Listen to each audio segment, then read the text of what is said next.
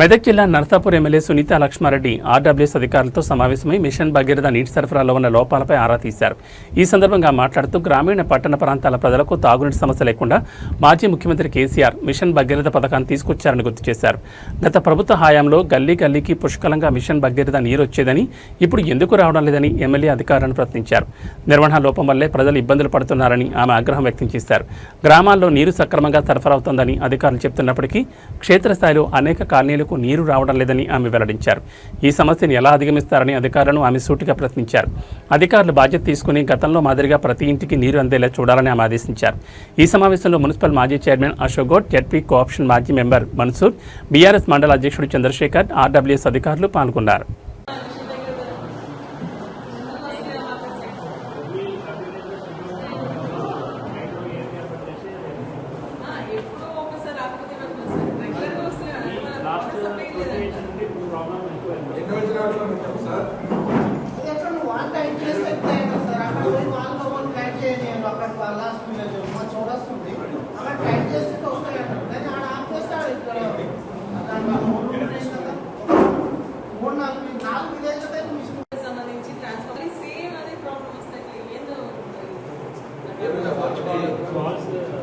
అది ఏజెన్సీకి నెల రోజులు పంపించింది.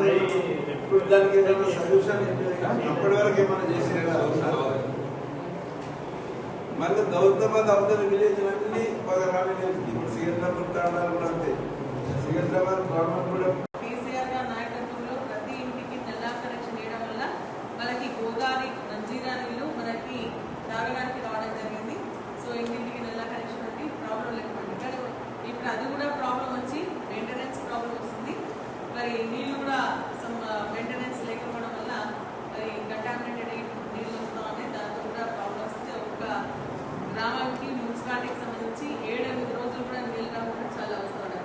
మరి మిషన్ దగ్గర నీళ్ళు వచ్చిన తర్వాత అందులో కూడా ఏంటంటే బోర్లు మోటార్లు అవన్నీ కూడా వదిలేస్తున్నాం. ఎందుకంటే మోటార్స్ వస్తున్నాయి కదా, దాన్ని పట్టించుకోలేదు. ఆ నీళ్ళు రాకపోవడం వల్ల మళ్ళీ బోరు పంప్ సెట్స్ ఆ సోర్సెస్ చూసుకునేటువంటి పరిస్థితి వస్తుంది. కాబట్టి మరి ఎక్కడెక్కడ గ్రామాల్లో మీ దృష్టికి వస్తే మీరు మిషన్ దగ్గర సంబంధించినటువంటి ఇది కూడా పెట్టారు గ్రూప్. దాంట్లో కూడా ఎక్కడ వచ్చినా కూడా నేను పంపిస్తున్నా, రెగ్యులర్గా మాట్లాడుతున్నా.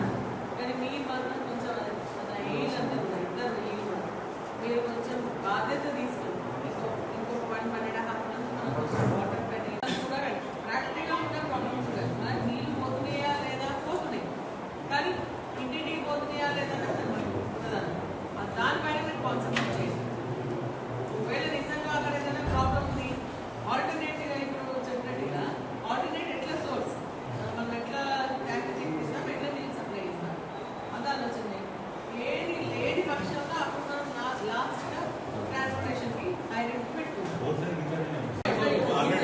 ఇప్పుడు నేను కలెక్టర్ గారితో మాట్లాడితే మాకు బోర్స్ మోటార్స్ డబ్బులు ఇవ్వని సో ట్రాన్స్పోర్టేషన్ పెడతాం. ట్రాన్స్పోర్టేషన్ అంటే కూడా మరి ఎట్లా ట్రాక్టర్స్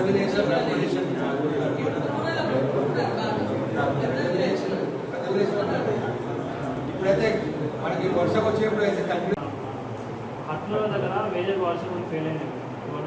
దానివల్ల వాటర్ని ఇటేట్ చేస్తున్నారు.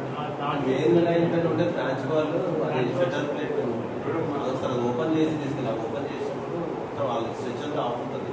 ఆల్రెడీ ఏజెన్సీకి చెప్పండి. ఇప్పుడు మెయింటెనెన్స్ ఎవరు చేస్తున్నారు? గవర్నమెంట్ సైడ్ మనమే చేస్తున్నామా?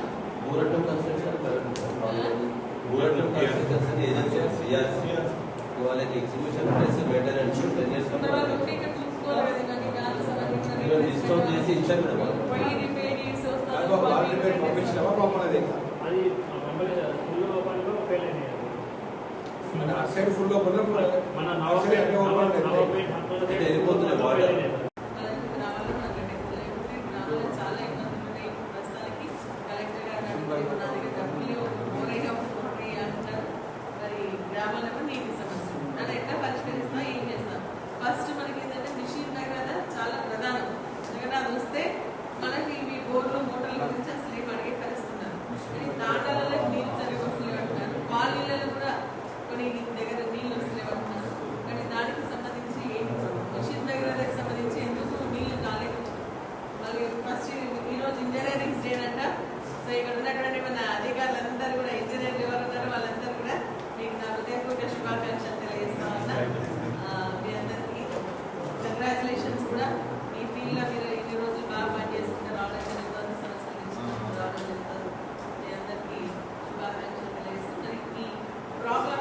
వాయిదా వేస్తాం. మీరు మాత్రం ప్రవేశించి మాట్లాడుతూ ఉంటారు. వాటర్కి సంబంధించి ప్రాబ్లం అవుతుంది అంటే నేను బోర్డుల సమ్ముల నీళ్లు చూపిస్తున్నాను.